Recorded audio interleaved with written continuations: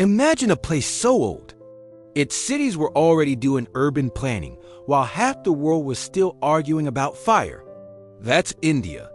A civilization so ancient it makes your history teacher sweat. We start with the Indus Valley Civilization.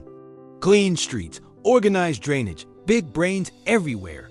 They looked at chaos and said, "No thanks. We'll take structure." Then things shift east into the Gangetic Plains.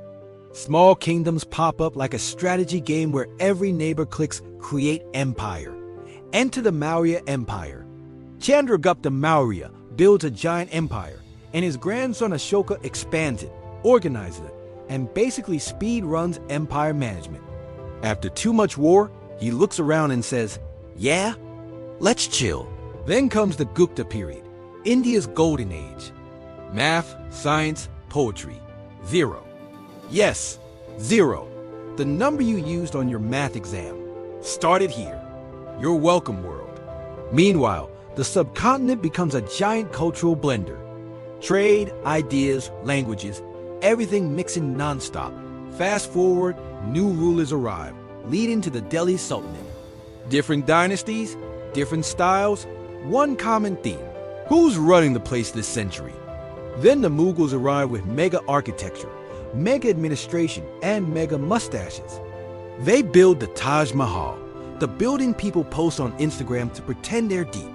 But while the Mughals are doing their thing, European traders sneak in like, "Hi, we're here to, trade."